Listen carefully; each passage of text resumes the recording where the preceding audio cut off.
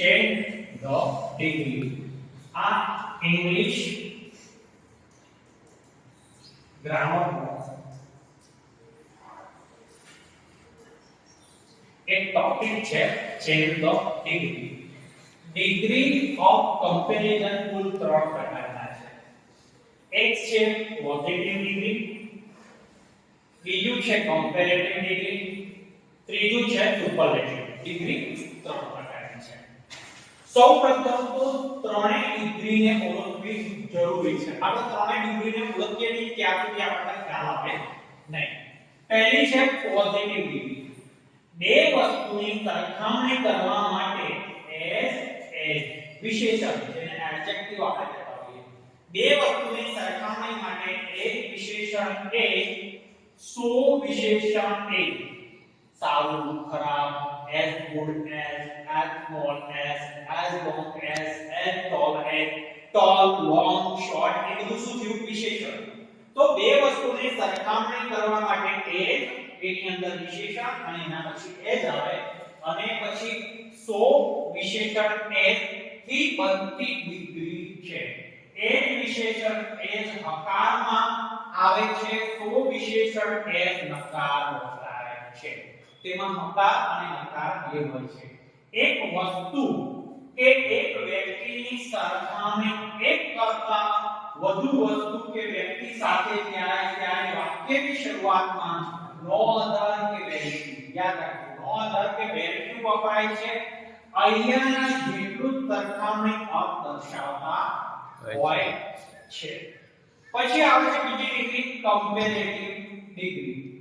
આ ડિગ્રીમાં વિશેષ er પુરામાં s અકારમાં નોટ so s એ નકારમાં વપરાય. જ્યારે કમ્પેરેટિવ ડિગ્રીમાં er પ્રત્યય લાગે છે ત્યાર પછી ધેન મુકાય છે. er then taller than shorter than. તો જે વિશેષણને er ન લાગે એ લાંબા ઉચ્ચારના કારણે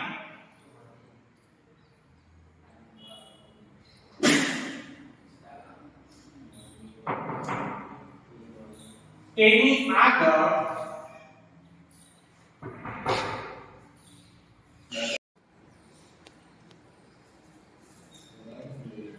હવે આગળ આપણે પોઝિટિવ વિશે જોયું. હવે કમ્પેરેટિવમાં આગળ આપણે જોઈએ તેની આગળ મોર મુકાય છે.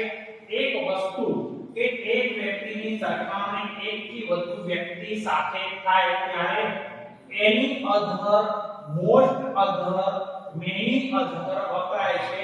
અહીંયા ના કરતા વધુ અર્થ દર્શાવાય છે.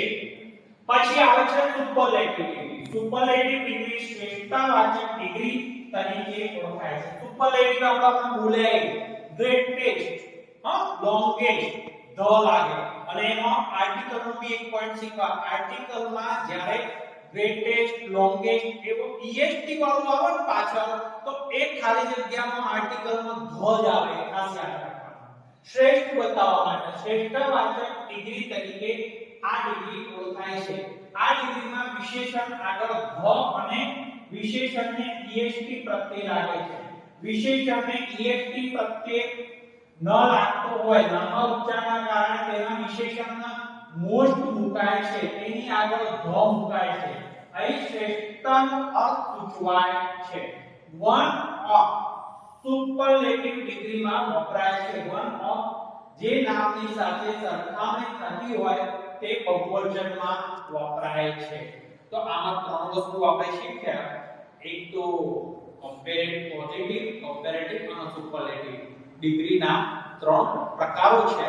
એ ત્રણ પ્રકારની આપણે બેઝિક ઇન્ફોર્મેશન મળી. હવે એમાં પોઝિટિવમાં વાક્યોમાં કેવી રીતે પરિવર્તન થાય, કમ્પેરેટિવ અને સુપરલેટિવમાં એ પછી